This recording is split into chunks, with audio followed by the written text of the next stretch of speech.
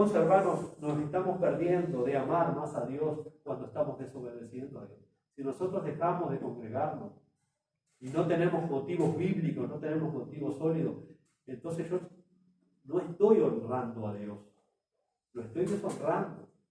Y eso espiritualmente no me va a ir muy bien si yo no estoy obedeciendo al Señor. En tercer lugar, nos perdemos de amar a Jesús amando más a su propia iglesia, la cual el Señor dio su vida por esta iglesia.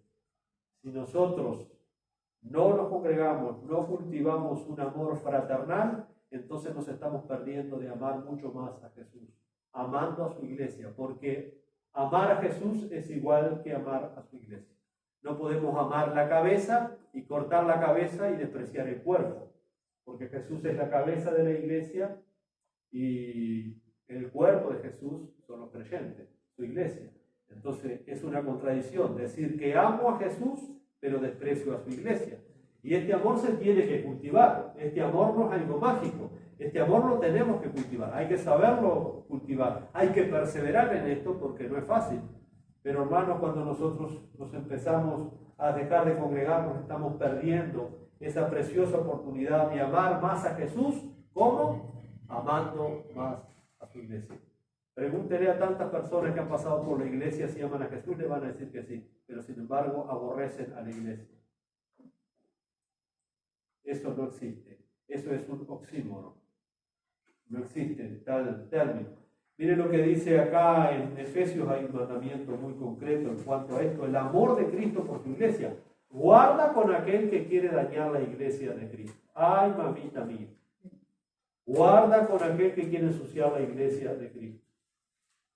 Usted no sabe, se está metiendo con la esposa del Señor.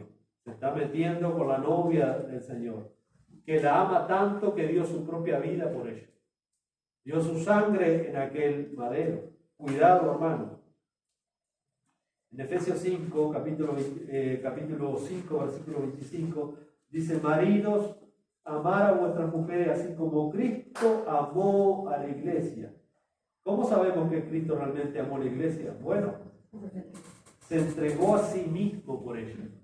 Se entregó hasta la muerte, se entregó hasta la vergonzosa muerte en la cruz, dando su vida, derramando su sangre. Dice, así como Cristo amó a la iglesia y se entregó a sí mismo por ella. Si Cristo ama tanto a su iglesia, entonces nosotros tenemos que amar también a la iglesia, hermano. El amor que nosotros decimos tener por Cristo se ve en su iglesia. Se ve en su iglesia. Pablo también enseña ese concepto de cómo Cristo da su vida, dio su sangre en Hechos capítulo 20 por su iglesia. Hechos capítulo 20, versículo 28. Será valiosa para el Señor su iglesia. Despreciar su iglesia, tener en poco su iglesia, es tenerlo en poco a Él. ¿Se acuerda cuando Saulo de Tarso, que aún no era el apóstol Pablo, sino que era un enemigo acérrimo de la iglesia, perseguía a los creyentes? Y el Señor le salió al encuentro y le dice, ¿por qué me persigues? ¿Por qué te estás metiendo conmigo? No, si yo no me estoy metiendo con vos, yo me estoy metiendo con esto. No, el que se mete con esto, se mete conmigo. A mí me estás persiguiendo, a mí me estás odiando, a mí me estás despreciando. En el versículo 28 les dije, de Hechos capítulo 20, ahora han pasado los años y este perseguidor es convertido por la gracia de Cristo y ha entendido ese amor. Y miren lo que él le enseña ahí cuando se está despidiendo de los ancianos en Mileto de Éfeso. Y dice allí en el versículo 28, por tanto mirad por vosotros mismos y por todo el rebaño que el Espíritu Santo los ha puesto por obispos para apacentar la iglesia del Señor. La iglesia del Señor cura, del Señor Papa, del Señor Pastor, no, del Señor Jesucristo, Rey de Reyes y Señor de Señores. La iglesia es del Señor. Hay de aquel que se quiera adueñar de algo que no le corresponde, que no le pertenece. Es la iglesia del Señor, la cual Él ganó por su propia sangre. Él compró a través de su propia sangre. Será importante la iglesia para el Señor. Será importante. ¿Cuánto ama el Señor a su iglesia? Y gracias por ese amor incondicional que Dios tiene. Así que, hermanos, cuando nosotros dejamos de congregarnos, dejamos de venir a la iglesia, nos estamos perdiendo de amar a Jesús amando a su iglesia. Amar a Jesús es amar a su iglesia. Número 4. Nos estamos perdiendo cuando dejamos de congregarnos, de escuchar la palabra de Dios proclamada y el crecimiento espiritual que viene a través de ello. No es lo mismo exponerse secuencialmente domingo a domingo a una predicación, a un estudio diligente de la Escritura, que es lo que el Espíritu Santo va a usar para santificar al creyente, para nutrir al creyente, para formar la mente de Cristo. Claro, si vengo una vez cada tanto, ¿de dónde voy a recibir ese nutriente espiritual? ¿Quién me lo va a dar? Ese domingo que yo no estoy, ¿quién me alimentó espiritualmente? ¿Quién me ministró la palabra de Dios? Eso se pierde y eso es muy serio. Es muy serio, hermano. Hoy vivimos tiempos terribles donde cualquiera anda con una Biblia abajo del brazo enseñando cualquier cosa. No, usted tiene una iglesia local donde Dios ha preparado que se le alimente y se le cuide espiritualmente y se le dé el alimento a su tiempo. Claro, venimos una vez al mes, venimos cada tanto. Nos perdemos de escuchar las delicias de la palabra de Dios proclamada y la implicación que eso tiene para mi crecimiento espiritual. Miren lo que Pablo también, hablando allí a los ancianos en Éfeso, ya que estamos en Hechos capítulo 20, Pablo sabía el poder tremendo que tiene la palabra de Dios para ser ministrada a su iglesia. Hechos capítulo 20, versículo 32. También es el apóstol Pablo hablando. Y ahora, hermanos, los encomiendo a Dios y a la palabra de su gracia. La palabra de su gracia, que tiene poder para sobreedificaros, es decir, para darle crecimiento espiritual. En una iglesia que no se predica, podemos cantar todo el día. Y podemos cantar y cantar, pero la música no trae crecimiento espiritual. Los cánticos no traen crecimiento espiritual. Es muy importante, siempre y cuando sean, por supuesto, alabanzas bíblicas. Pero hermano, Dios también ha preparado que la palabra de Dios sea pronunciada, sea hablada, sea expuesta, explicada. Dice, a la palabra de su gracia que tiene poder para sobreedificaros y que darles herencia con todos los santificados. La palabra de Dios es la que trae crecimiento al cuerpo de Cristo. Primera de Pedro capítulo 2. Primera de Pedro capítulo 2, versículo 2.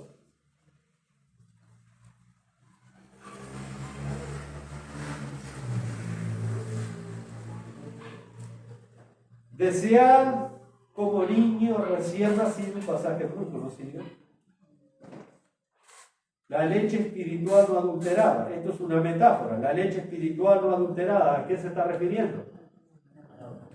No adulterada porque también Pedro va a hacer alusión a los falsos maestros que había dentro de la congregación que estaban contaminando el evangelio de Cristo con falsas enseñanzas. El evangelio tiene que ser puro.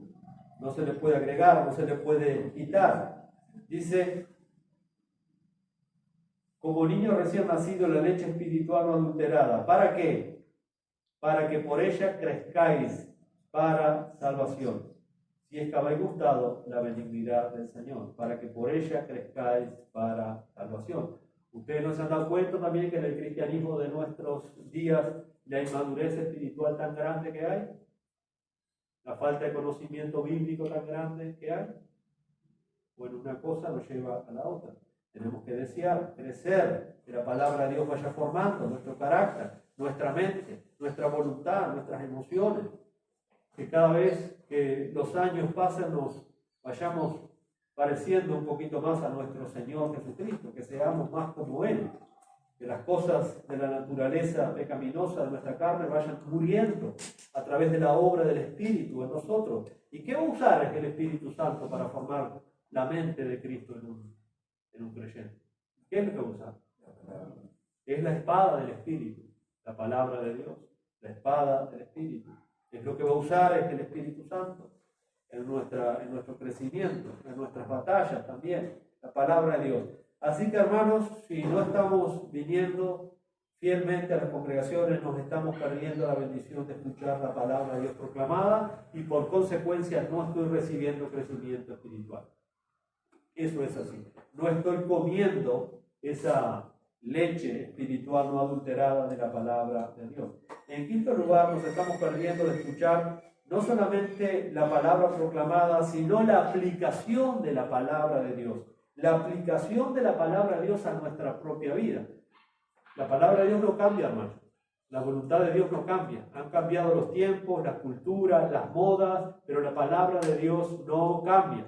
Entonces, nos estamos perdiendo cómo esa palabra de Dios se aplica hoy a mi vida como creyente. ¿Cómo se está aplicando la palabra de Dios a mi vida? Eso, si yo no vengo, me lo pierdo. Pero no solo eso, hermanos, sino también cómo se está aplicando la palabra de Dios a nuestro contexto, a nuestra congregación, a nuestra sociedad, a nuestra cultura. Y bueno, y todos sabemos que el mundo también hace un trabajo de seducir las mentes de los incautos, de aquellos que no están firmes en la palabra de Dios. Nos va seduciendo el mundo. En 1 Corintios, Pablo les decía allí en los Corintios, capítulo 2, versículo 5, 1 Corintios 2, 5, para que vuestra fe no esté fundada en la sabiduría de los hombres, sino en el poder de Dios. Hay muchos cristianos que están a favor de las doctrinas del mundo, de las ideologías del mundo, de las filosofías del mundo. ¿Por qué? Bueno, porque esa fe que ellos tienen no está fundada en la palabra de Dios. Está fundada en otras cosas que son completamente contrarias a la voluntad y a la palabra de Dios. Por eso Pablo les dejaba claro a los corintios, para que vuestra fe no esté fundada en la sabiduría de los hombres, hermano. Una fe fundada en la sabiduría de los hombres es una fe muerta, es una fe falsa. No, sino tiene que estar fundada en la palabra de Dios. En sexto lugar, hermanos, cuando no nos estamos congregando, nos perdemos de aprender cómo leer, cómo interpretar y cómo aplicar mejor la Biblia para ser instruidas por personas que Dios ha capacitado en la iglesia local. Nos estamos perdiendo de cómo aprender a leer mejor la Biblia, cómo interpretar la Biblia y cómo aplicar la Biblia, de personas que Dios ha puesto en la iglesia local para esa tarea. Para eso Dios ha puesto una persona. Y tú tienes que ser responsable de que esa persona sea la que te instruya. Porque de nada sirve, hermano, si uno viene y te predica la palabra de Dios y después tú sales ahí y escuchas a Dante Gebel, a Guillermo Maldonado, a Cash Luna. No, hay que tener cuidado con eso. Dios ha puesto una persona para que se te alimente acá. No somos perfectos, pero sí somos temerosos delante de Dios y tratamos de alimentar a la iglesia y guiar a la iglesia a través de la palabra de Dios. Entonces tenemos que tener cuidado en eso. Te estás perdiendo de eso. Hermanos, personas que enseñan la palabra de Dios, toda la vida los puritanos lo dijeron, porque ellos vieron el valor que había. Personas que enseñan la palabra de Dios son dones divinos a la iglesia local. Son dones divinos a la iglesia local. Por lo tanto, cuando nosotros no estamos congregando, nos estamos perdiendo esa gran bendición de aprender de la palabra de Dios, a ser estudiada, a ser aplicada, a interpretarla correctamente. Y por supuesto no estamos siendo instruidos a la luz de esa enseñanza. Por eso Pablo, cuando está enumerando los dones de edificación a la iglesia, ahí en Romanos capítulo 12, en el versículo 7, dice: el que enseña la enseñanza, se tiene que dedicar a la enseñanza, el que enseña a la enseñanza. Y ese es un pilar, hermanos, de la iglesia. Un pilar de la iglesia primitiva y tiene que seguir siendo un pilar. Si en una iglesia no hay enseñanza bíblica, sólida, pura, entonces esa iglesia va a perecer. Esa iglesia va a ser arrastrada por las corrientes del mundo, va a ser seducida por el mundo y va a haber mucha confusión. En 1 Timoteo, en el capítulo 3, ahí tenemos los requisitos para el pastor, que es obispo o anciano, son sinónimos. Y hay una cantidad allí de características morales, que no solamente es para el que va a ser pastor, es para todos los creyentes, tienen que tener estas características, pero si alguno anhela obispado, buena obra desea, dice Pablo, pero es necesario que debe de tener ciertas cualidades morales y éticas, si no, no puede calificar. Pero también mire lo que dice allí Pablo en el capítulo 3, versículo 2 de Primera a Timoteo. Dice que, bueno, es necesario que el obispo sea irreprensible, marido de una sola mujer, sobrio, prudente, decoroso, ¿no? Todo eso es de carácter, hospedador. Y luego dice acá, es algo que es aparte de su carácter, esto es una cualidad. Apto para hablar en lenguas, apto para hacer milagros, apto para hacer reír a la gente, apto para entretener a la gente. ¿Apto para qué? Y es la única cualidad que tiene que ser para enseñar. ¿Enseñar qué? Filosofía, historia, cuentos, anécdotas, alegorías. ¿Qué tiene que enseñar? El Evangelio. El Evangelio, la palabra de Dios tiene que ser apto para enseñar. Hermanos, una persona puede ser muy correcta moralmente, pero si lo traemos acá al púlpito y no enseña el Evangelio, no sirve de nada. O lo contrario, puede tener una excelente doctrina, pero si su vida no condice con la doctrina, si su vida no tiene estas cualidades morales, entonces tampoco sirve. Entonces hay que tener estas cualidades morales, pero también debemos de enseñar la palabra de Dios. Apto para enseñar. Bueno, hoy cuando se va, por lo menos acá a la vuelta, lo que yo conozco, cuando se va a ordenar un pastor, estos pasajes que han cerrado. Es buenísimo, es macanudo, pero y tiene estos requisitos que pide Dios acá. Miren que estos requisitos son los mismos hasta que Cristo venga. Hay que abrir la Biblia y hay que evaluar a la persona a la luz de las Escrituras. En Tito capítulo 1 también hay un pasaje paralelo ahí de los pastores y los diáconos. De los diáconos no dice que tiene que ser apto para enseñar. El diácono simplemente es alguien que ayuda, es un ayudador, pero el pastor tiene que ser apto para enseñar y enseñar la palabra de Dios. Si no después, y aún sabiendo mucha doctrina, Pablo dice, pero no tampoco es un neófito, que no sea un nuevo, porque va a ser un enchastre bárbaro. Se las va a creer y va a caer en la condenación del diablo. No entonces un neófito tampoco. Y ahí que Pablo hace una advertencia a Timoteo en el capítulo 4, versículo 16. Dice, ten cuidado de ti mismo, ten cuidado de ti mismo y de la doctrina, es decir, de la enseñanza. Persiste en ello, pues haciendo esto te salvarás a ti mismo y a los que te oyeren. A los que te oyeren. Entonces Timoteo tenía que tener mucho cuidado por lo que enseñaba. Y lo que Timoteo tenía que enseñar era lo que él había recibido directamente del apóstol Pablo, que fue el mentor de Timoteo. Y Pablo le hace mucho hincapié a Timoteo que tenía que ser fiel en proclamar la palabra de Dios. En séptimo lugar, hermanos, el cristiano que no se congrega se pierde la oportunidad de estar siendo equipado para discernir doctrinas engañosas, peligrosas, que niegan o distorsionan el Evangelio. Cristianos que andan navegando en cualquier tipo de doctrina y creen cualquier cosa.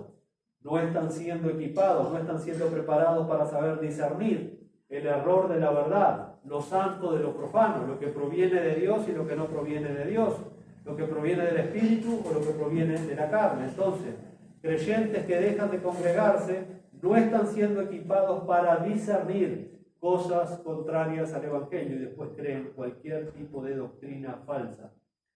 Por eso Pablo allí nos dice también en Efesios capítulo 4,